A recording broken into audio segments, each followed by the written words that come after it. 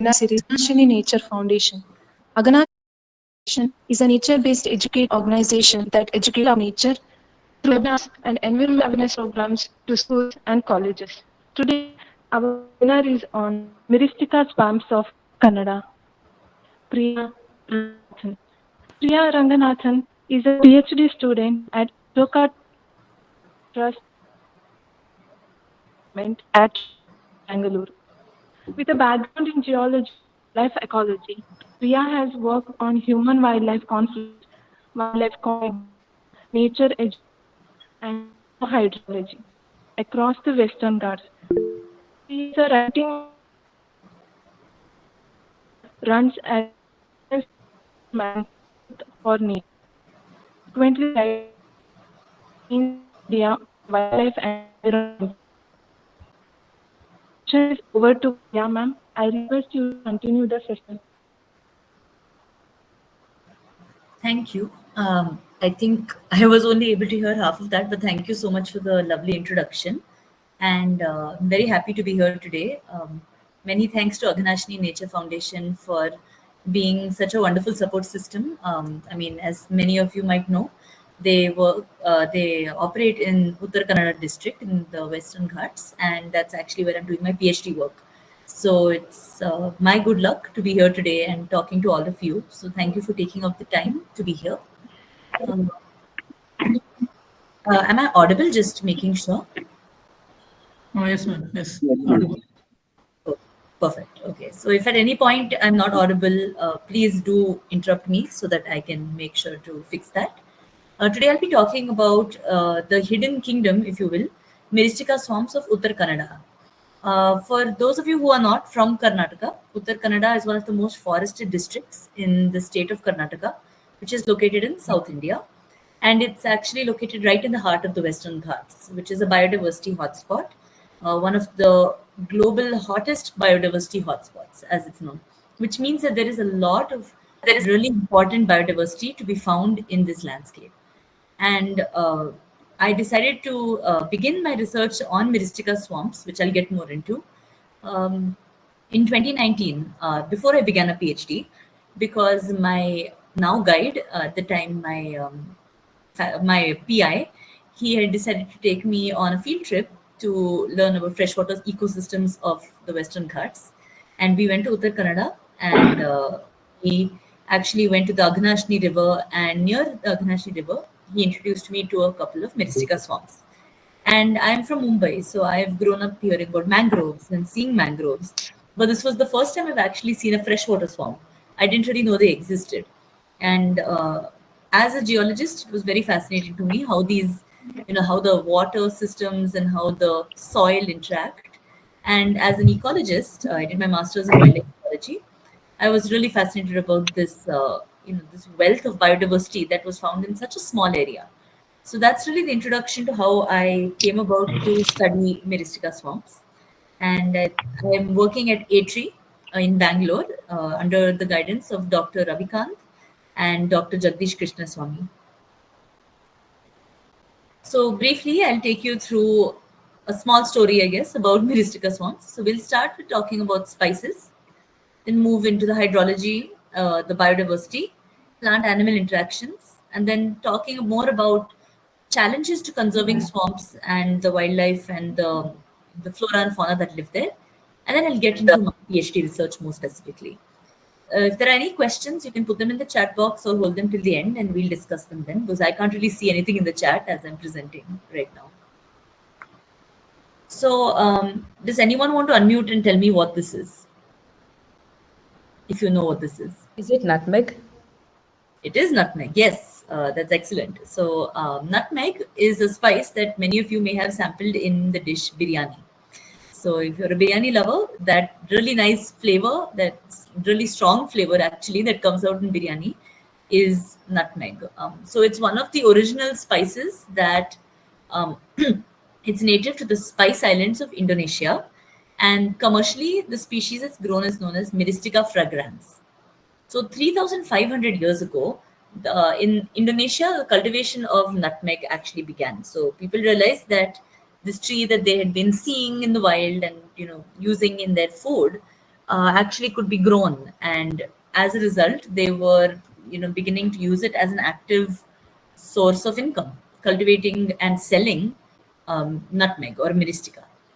So through ancient trade routes, nutmeg cultivation started in Indonesia spread to Penang and the Malaysian peninsula, and also to Kerala in India. And there are two parts of nutmegs that are cultivated. The maize, so the aril that's covering the seed, which is the red thing in the picture of the seed on the right, the red seed coat, that becomes maize, which we use. And the seed itself is ground up to make nutmeg. So now, why am I discussing nutmeg? Well, because the nutmegs or the Myristica family, Myristicaceae, as we call them, are a series of evergreen trees. And it's not just one tree that produces nutmeg, the spice. There are 18 genera and 300 species around the world. So the center of origin of this genus was thought to be New Guinea. But in India, we have 5 species. The problem is there have been papers that talk about 16 species of Myristicaceae found in India, but there's been a lot of taxonomic confusion. So there are 5 distinct species currently that are recognized, and there are potentially more that we don't really know about. So taxonomically, this is a pretty weak family. Not a lot of comprehensive work has been done since the Flora of British India, which is one of the oldest texts we have in India on our flora, which made it really an interesting interesting family to look into. So why are we talking about nutmeg? Well, the wild nutmeg is found in Myristica swamps. So many of you may have heard of a swamp. If not, swamps are basically wetlands that are defined by tall trees. So some wetlands are defined by short scrubby vegetation. Those are known as marshes or bogs. And then we have swamps, which are defined by trees.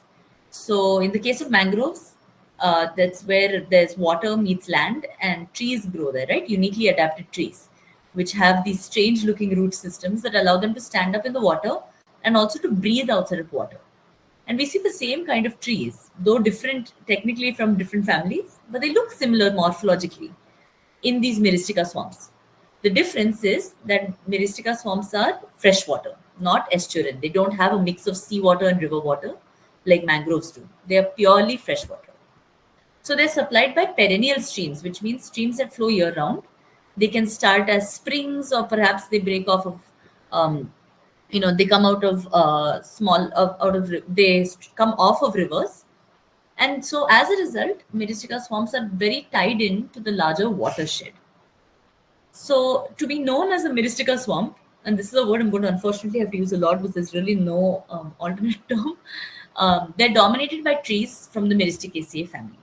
So over 60% of the trees found in a swamp have to be from this family for it to be defined as a Myristica swamp. Some of you asked this question in the registration form, so I thought I'll cover it now.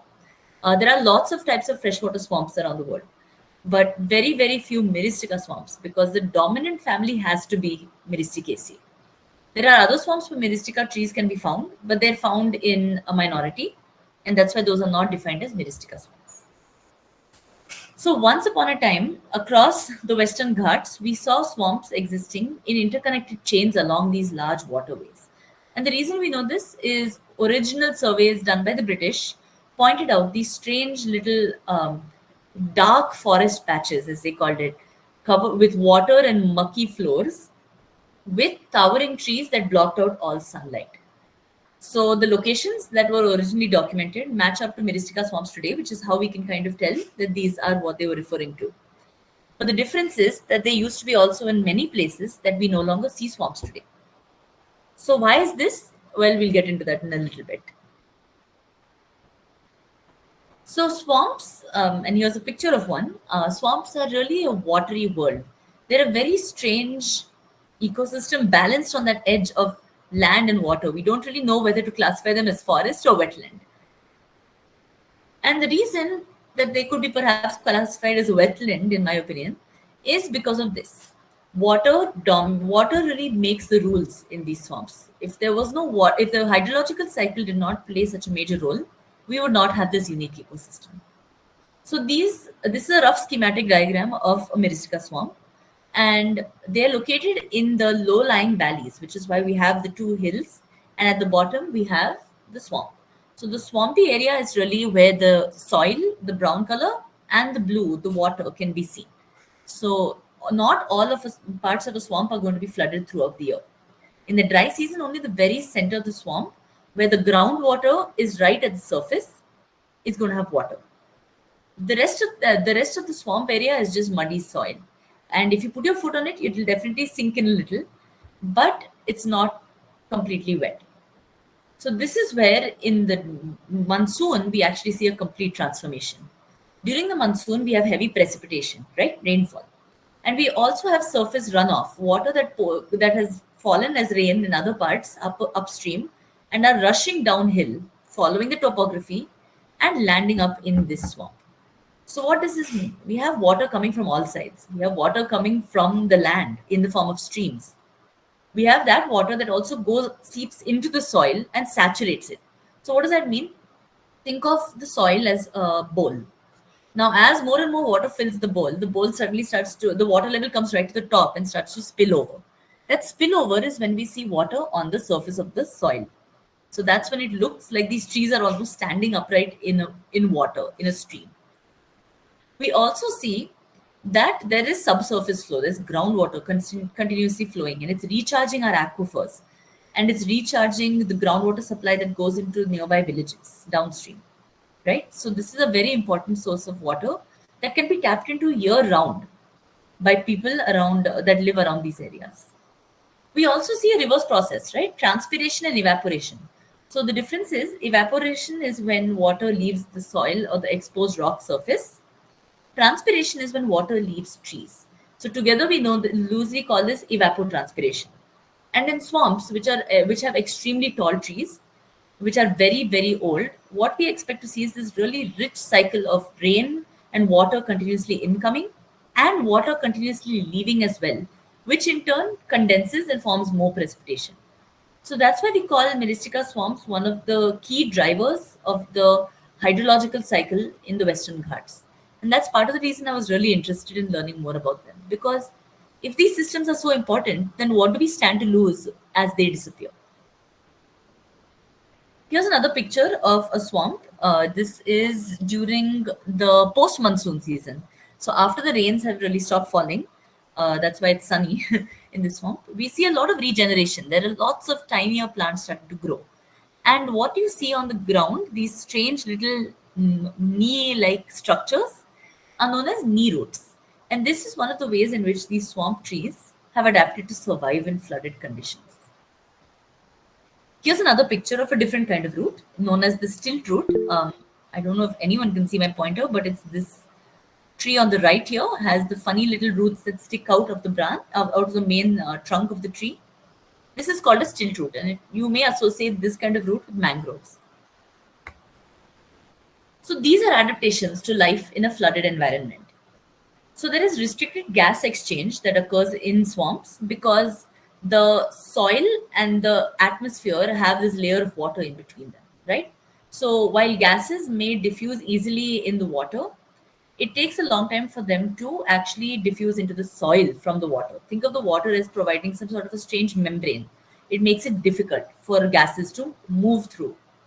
So as a result, what does that mean? That means that the tree roots, which are under the surface of the water, buried in that soil, don't really get a lot of atmospheric oxygen.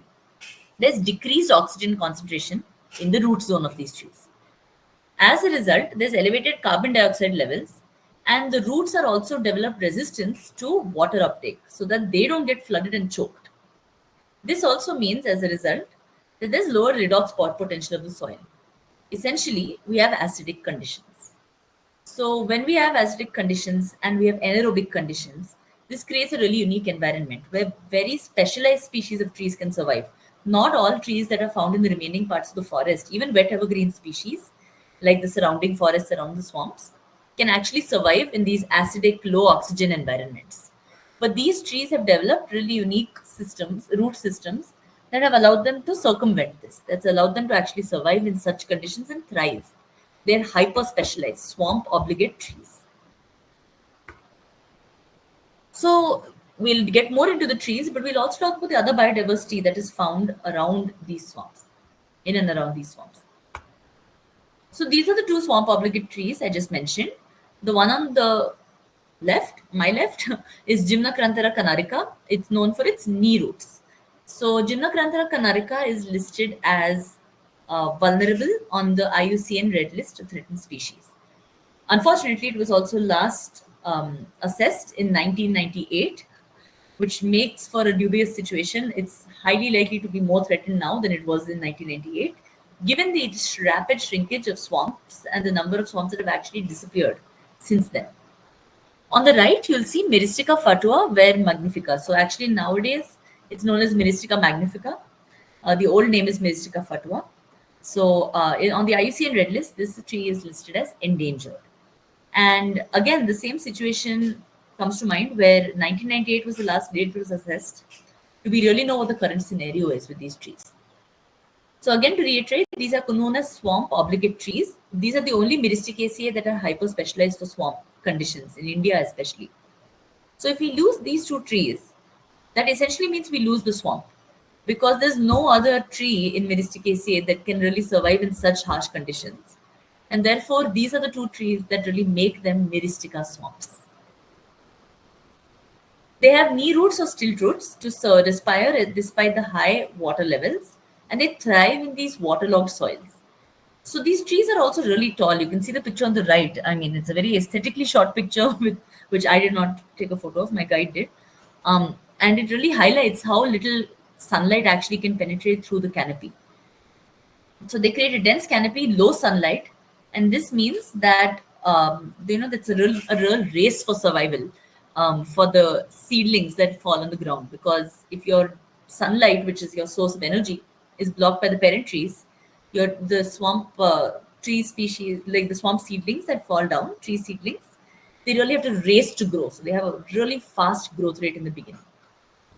These trees also have a unique condition where the seeds won't actually germinate and grow unless they have a unique set of conditions. So one, we need to have the seeds be cracked open or by birds or macaques. So mostly we see this in hornbills and pigeons. These are not your regular rock pigeons. These are green imperial pigeons or yellow-footed green pigeons. And these pigeons and hornbills have specialized beaks where they can crack this large-sized seed when they're eating the outer seed coat, which is rich in lipids. It's very nutritious. When the hornbill, say, tosses the seed and cracks it and then drops it, crabs have been noticed in some places in Kerala to pick up these seeds and bury them. They move them away from the parent tree and bury them in the soil in their burrows. Again, they continue to eat that fleshy outer layer. This cracking plus burial in the soil, which is flooded, is what is required for these seedlings to actually grow. So it's a really strange set of coincidences that needs to happen. If the seeds just shower down and they're not cracked, it's very difficult for them to germinate.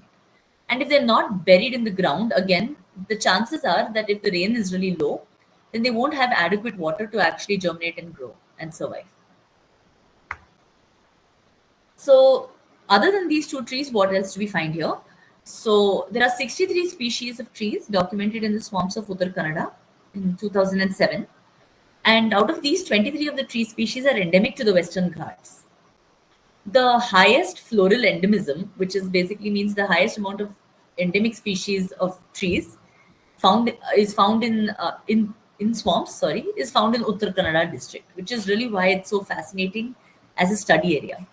We have extremely high species diversity in here compared to swamps in other states, Goa, Maharashtra, and Kerala. And another really rare tree has been found in the swamps of Uttar Kannada. It's called Semecarpus catlecanensis, and it's critically endangered by the IUCN Red List. So Dr. Vasudev, who is the Dean of the Forestry College, Sirsi, did a detailed study on this in 2001.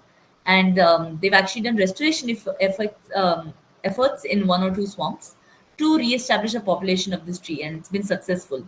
So this is one of the rarest swamp species, which was very recently discovered in comparison to the others. Unfortunately, since it's not Myristicaceae, it's not really required to be there for a Myristica swamp to exist. However, it's worth mentioning because it's so rare. We also, of course, have tons of critters found in these swamps. So we have amphibian diversity. In the central western Ghats, which is basically Karnataka, 29 species of amphibians were found in swamps. And why is this? Well, actually, there are two times of the year when swamps provide an amazing habitat for amphibians. In the monsoon, other stretches of streams, upstream and downstream of swamps, have fast flow, right? There's constant rain, there's constant washing of surface flow into these streams. However, because of these complex root systems, the knee and stilt roots, these swamps actually slow the flow of the streams. They act as almost speed breakers. And the water that rushes in ends up slowing down. And this forms ideal breeding habitat for certain species of night frogs, Nyctibatrachus. So obviously, if frogs try to lay their eggs on the edge of a really fast-moving stream, the eggs are going to wash downstream and they mostly will not survive. But in these swamps, they can be laid on the, say, the roots right against the water, and they're not going to flow downstream because the water is so much slower here. During the post monsoon, because we have water just stagnating there, that's richly flowed into the swamp and waiting, and we have good canopy cover, this maintains a cool temperature. So the rest of the environment is starting to warm, and instead these swamps remain cooler. So this is a really important determining factor for frogs that like to breed year round. So the dancing frog, which is from the Micrhyzalis genus, is actually found to breed in swamps post monsoon. So after the harsh flow is done and the temperatures are still cool, these frogs lay their eggs here. We also have reptile diversity in swamps. 29 species of reptiles were documented, again, central western Ghats. I'm focusing here. And 13 of these are snake species. There were 2 Western Ghat endemic species recorded from Uttar Kannada, Gunther's supple skink, which is illustrated on the bottom left, and the Malabar pit viper, which is on the top left. Many swamps also serve as nesting sites for king cobras in this district. They actually build these strange nests of leaf litter, which is almost like it forms a pagoda of sorts. And these can be found in some swamps, like along the slope, just on the edge of the water. So if you do ever go to a swamp and you do see this strange pagoda-like structure, please give it a wide berth. It's probably a king cobra's nest. Skinks are also found in high diversity here. They depend on leaf litter for breeding and foraging. Skinks are very much like slow worms, if you've seen them, or shield tails they look like sometimes, or even like geckos, like if you're not really aware of what a skink looks like. The bottom left picture is a good indication. They do have legs, which is how you know it's not a snake. And they move really fast and they're very small. And many of these reptiles that are found here actually have a narrow niche breadth, which means they're hyper specialized to the locations where they survive. And this means that if the habitat is degrading, the forests around are degrading, these reptiles are vulnerable to extinction because they can't adapt to a changing environment. So say you're adapted to a dense, wet evergreen forest, and the forest is chopped down and opened up, the canopy is opened, it becomes maybe a secondary growth forest. Maybe it becomes a plantation. Many of these reptiles are so specialized to hunt, breed, and survive in these wet evergreen forests that they cannot adapt to this changing condition. And this makes for a really problematic, this is very problematic for reptilian diversity in the Western Ghats at large. Of course, bird diversity. Frugivorous birds like pigeons and hornbills, as I mentioned, play an important role in seed dispersal. Studies have recorded Malabar grey hornbill and pied hornbill feeding on the fruit of Myristica fatua. I'm yet to directly observe this behavior, but I live in hope that I will. 59 bird species were recorded in swamps during a study conducted in 2006 in Uttar Kannada. And out of these, some of the endemics were Malabar whistling thrush, Wayanad laughing thrush, and the blue-winged parakeet. The Indian great horned owl is also common in riparian vegetation in some of the larger swamps. 2 of them are Torme and Katlekan. If you are from Uttar Kannada, these may be familiar names. If not, well, Katlekan is one of the most familiar and famous, arguably, Myristica swamps in India. And Torme is another one that's kind of in that same belt along the Sharavati River. And these are larger swamps with dense wet evergreen forests surrounding them, which is why perhaps they offer multiple habitat and sub-niches. So species like the great horned owl can survive. Of course, it would be remiss to not mention the mammalian diversity.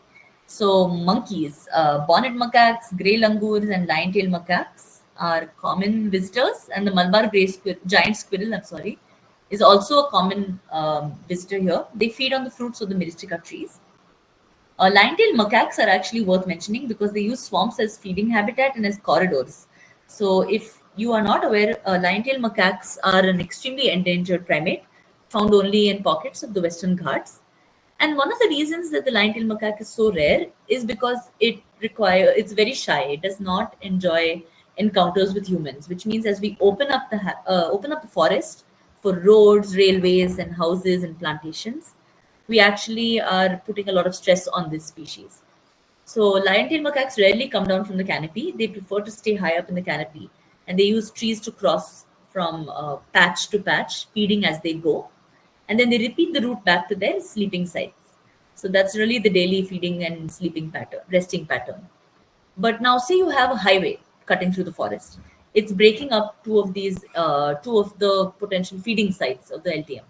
So we see a lot of lion-tailed macaques falling prey to road accidents, becoming roadkill, because they're not adapted, obviously, to crossing high-speed roadways like highways that are cutting through these forests in the Western Ghats nowadays.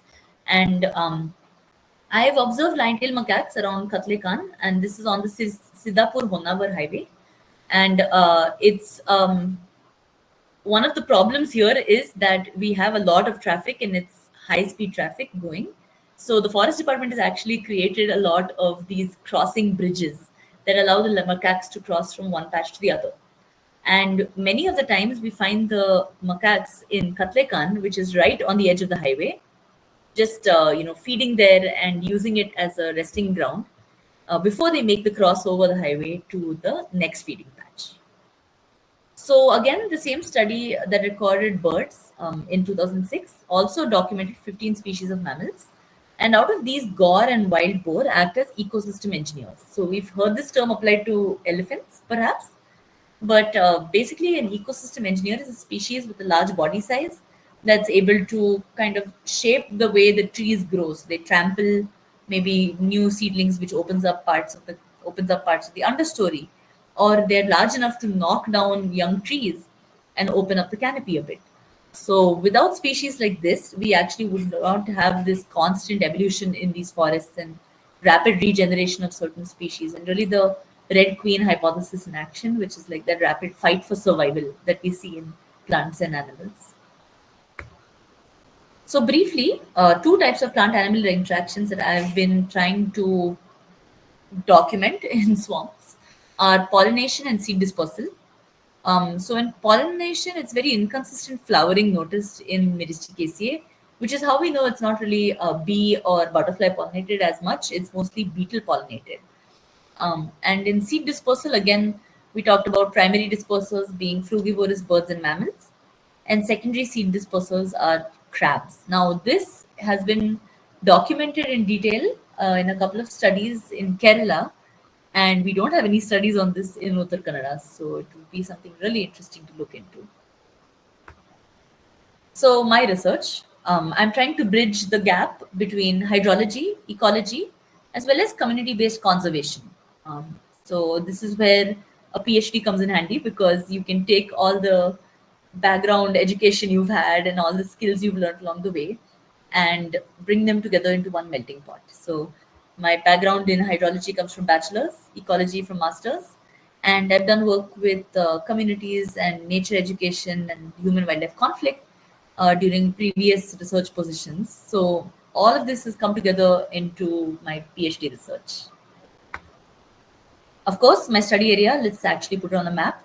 So in India, the state of Karnataka is in red over here on the left. And within that, we have the district of Uttar Kannada, which is a coastal district right next to Goa. Goa kind of comes here. So it's a coastal district and it falls within the Western Ghats. So you'll find a wide diversity of habitats here. And these are my three research objectives. So in the first objective, I want to assess the eco-hydrological flows. What does that mean? That means the water and how it interacts with the ecology, mostly the trees in this case. And the interactions between the water and the vegetation growth rate, the re-establishment of these swamp obligate species, the survival of these species in changing hydrological conditions. So I'll go into detail on how I do this.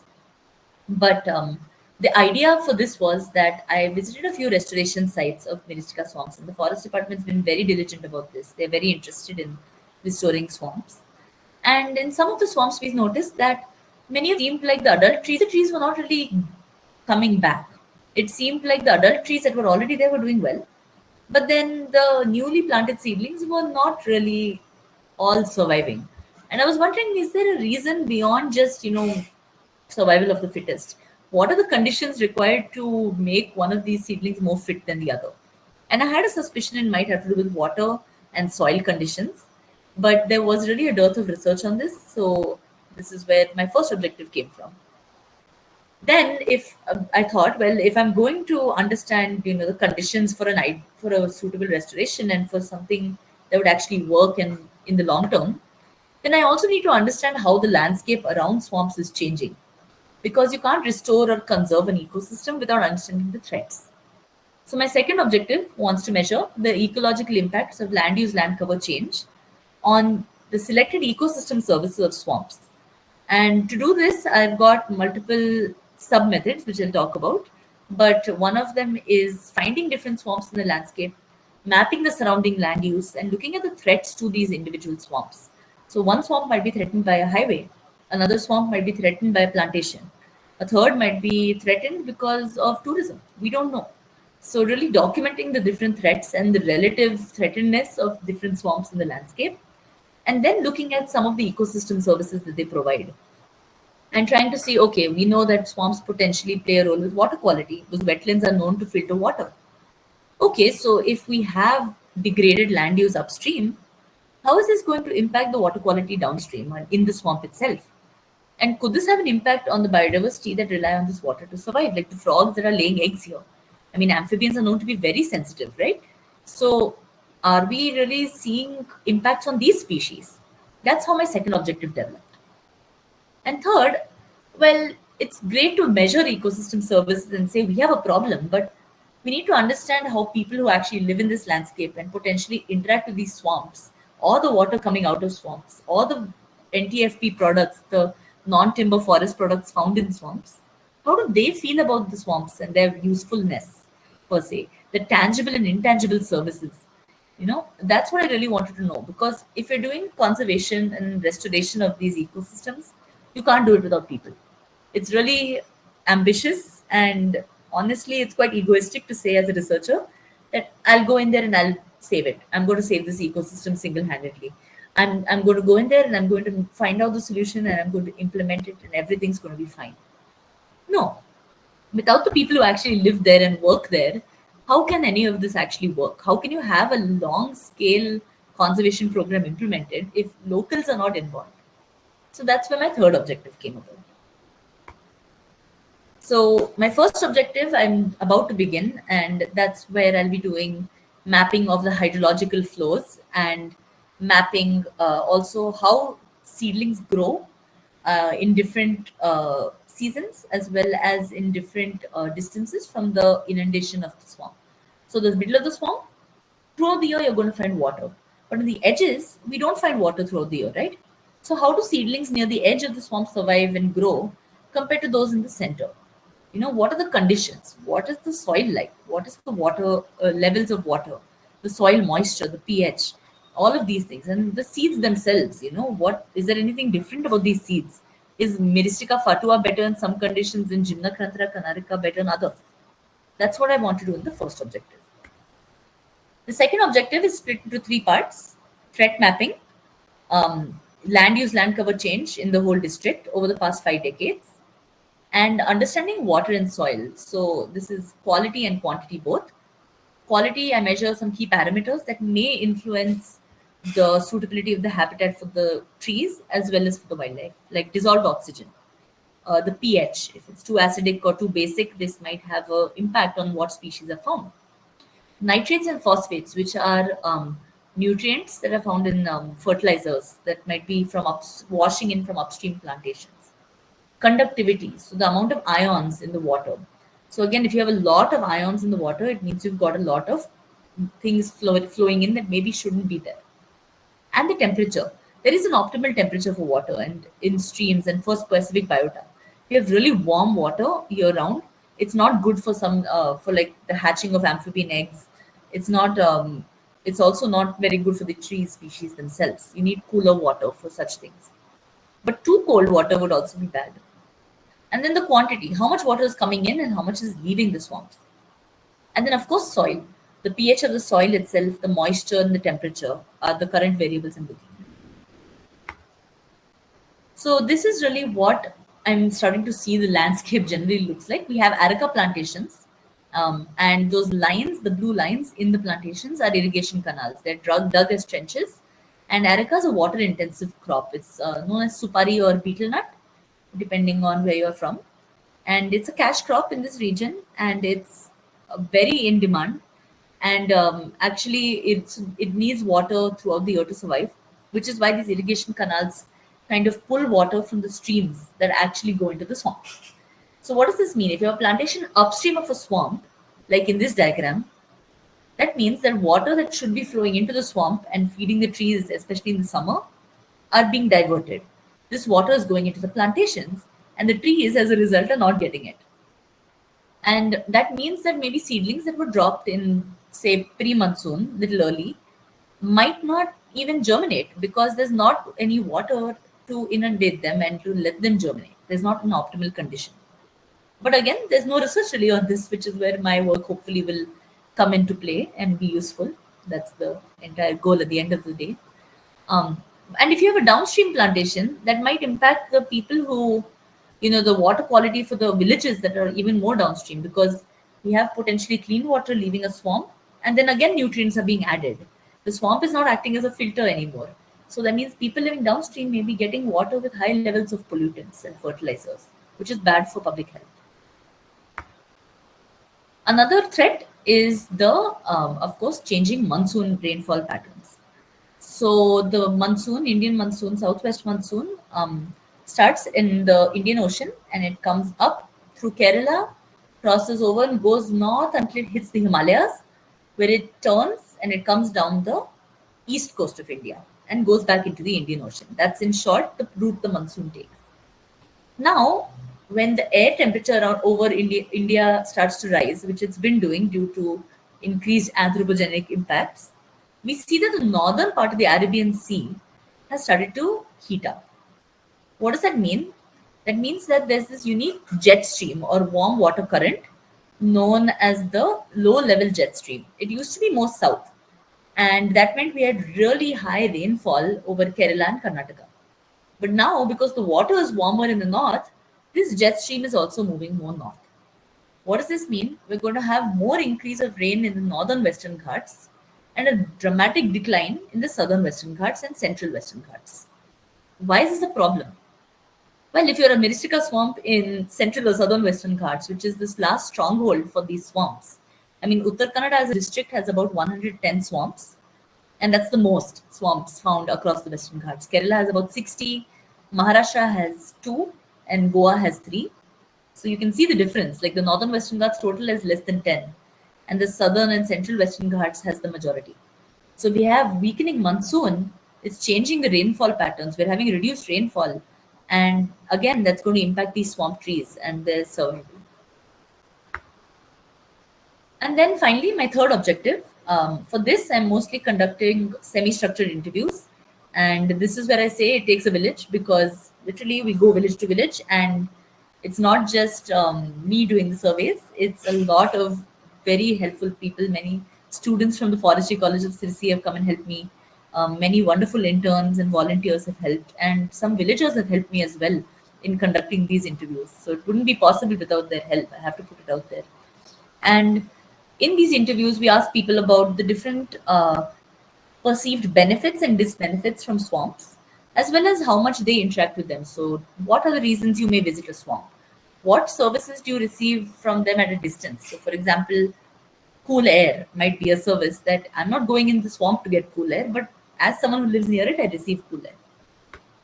And some more pictures from the field. I mean, surveys can happen in a plantation, in a house, in a swamp. Really, there's no limit. And these are the services I documented. So in provisioning services, people mentioned drinking water, collecting leaf litter, food. So rampatre or myristica fatua, the seed, people use that in sambars, in traditional dishes. And of course, biodiversity habitat. That's another important service people mentioned. Supporting services are things like nutrient cycling and habitat quality for endangered species. Regulatory services are things like climate regulations. So people would say, there's cooler air around here. When I go outside of my village, the air is much warmer. But when I come back to my village, the air is cooler, and that's because of these tall trees and the water found in this area. It cools down the entire area. Carbon sequestration is another regulatory service. And this is something we know that mangroves are really good at, but we've not done any studies in myristica swamps yet. So in my second objective as one of the ecosystem services, I'm also trying to monitor the soil carbon sequestration potential here. And third, and water quality, of course, is another regulatory service, because swamps, like most wetlands, act as a sinkhole where they take or catch the nutrients, slow down the water, and let the nutrients and pollutants settle, and clean water flows downstream. So it acts like a sieve, if you will. And finally, I wanted to look at the cultural services, because people have a lot of traditional ecological knowledge. Things like medicinal plant collection was mentioned as a provisioning service by some people.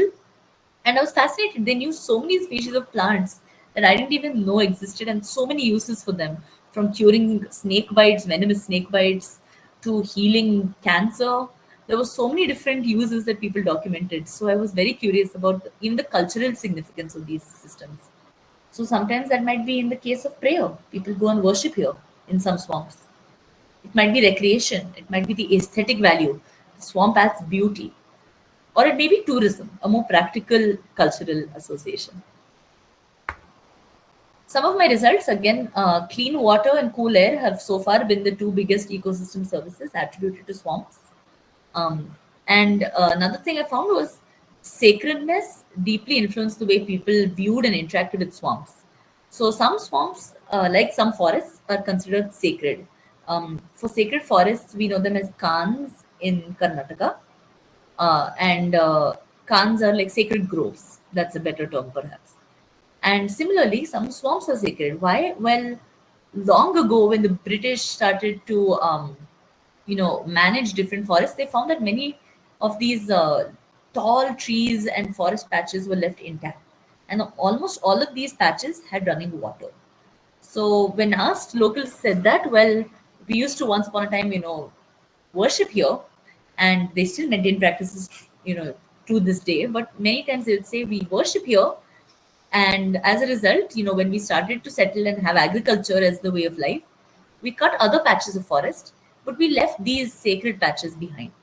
And these sacred patches, many of them are today's swamps. So because people value water, water without water, there's no life. So as a result, it makes sense your goddesses and gods will live in a place where water flows year round, right? It's providing, there's a bounty of water there. It's also the deep, dark forest. And as a result, many animal gods and protector gods are worshipped here, because, you want to be safe around wildlife, and you want to protect your village boundaries, perhaps, from venomous snakes. And you also want to give back and respect the wildlife that originally lived in this forest that we have now come to infiltrate. So some of the benefits people have said are things like we get clean, cold water throughout the year, and the climate is always cooler than the surrounding, scrubland. People have said that even in the most dry years, you can find a little water near the roots of the trees. And a nice observation, the roots are like small hooks. They hold the soil together and keep water there. So since we've put a pipe, we've never had a shortage of water. And some people say because of gore and wild pigs and monkeys, which may be attracted to the water in the swamp, has come to a tea shop near there, and they come to see the swamp. And because of that, we've been prospering as well. And you can also have disbenefits, of course. So people feel fear. Children have mentioned things like you'll fall over the tree roots, leeches are there. There are leopards and tigers and snakes. Many people have mentioned king cobras. and also the plague of wild animals coming and attacking your crops. So, gore and wild pigs and monkeys, which may be attracted to the water in the swamp, also come into the plantations and destroy the crops. So, it's a daily hindrance to the farmers. I also documented some of the taboos in sacred swamps. So, for example, women may not enter, children do not go and play. You can't wear footwear. So, when I go and sample in some of them, I have to take off my shoes and socks and or my sandals and trek in barefoot. So, I mean, that's how you respect a sacred grove, right? Only after bathing may you enter. In many swamps, you cannot um, pollute the swamp in any way, and that has a lot of definitions. You can't disturb the forest, hunt, fish, extract anything. You don't want to disturb the deity, in short. And so, just to end this off, I wanted to talk about the future elections. So, where are we going from here? What can we do to manage and conserve these fading ecosystems? So, in order to really have a roadmap or chart out a roadmap to restoring and conserving swamps, you do have to have a well established plan. So, for me, that plan means something like assessing the baseline conditions. So, we don't have baselines for these swamps, at least in the recent past. So, what is the biodiversity like? The hydrology, abiotic factors like the soil conditions. We need to at least monitor the baseline so that we know if something has changed. We know if conditions have improved or become worse. That's the only way we can say if things are working. Second phase would be assessing threats. We need to know what the problems are in order to create a solution. Three, we have to start restoring degraded swamps. So we have so many small, tiny patches of swamps. Many are less than a hectare in Uttar Kannada. So working with stakeholders to really, restore these swamps scientifically and then monitor the restoration efforts. That might mean making sure that these trees aren't being disturbed, keeping tabs on how fast the trees are growing, measuring growth rate, measuring how many seedlings are dying. And this really builds a sense, hopefully, of community involvement. So when people are more involved, they also have a sense of ownership, right? And then as a result, this may spur an interest in conserving. And the final phase is, of course, long-term monitoring. You can't say I've done it after just a year of data collection and maybe a couple of seedling planting drives. You have to monitor long-term the growth of these trees, the conditions and how they may change.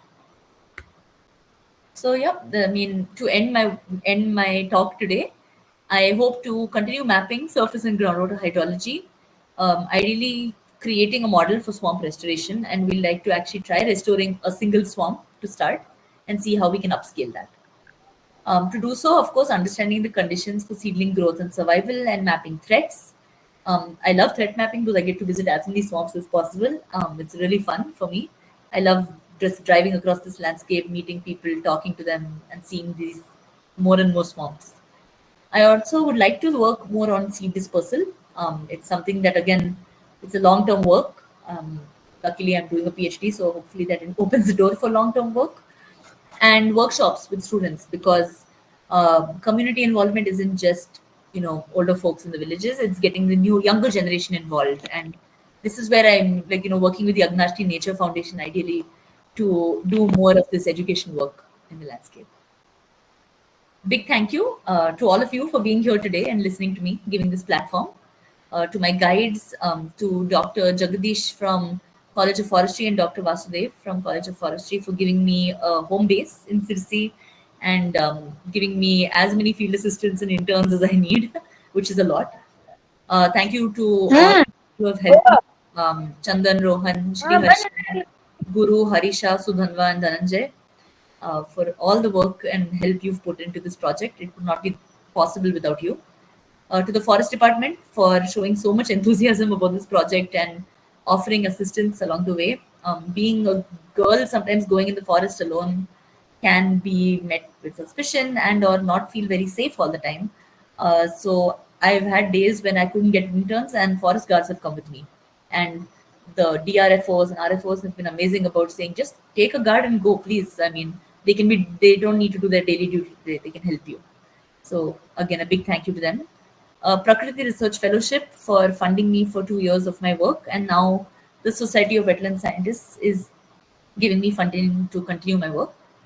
And lastly, to my sister Meera, who has done the wildlife and ecosystem illustrations that were used in this PPT. So thank you. And now we can take questions perhaps. Or Thank you, Ms. whatever. Priya, for sharing your valuable knowledge with all of us. It was indeed a great session. Now the session is open for discussion. If anybody having doubts, you can ask the speaker by unmuting yourself or by dropping the message in the chat box.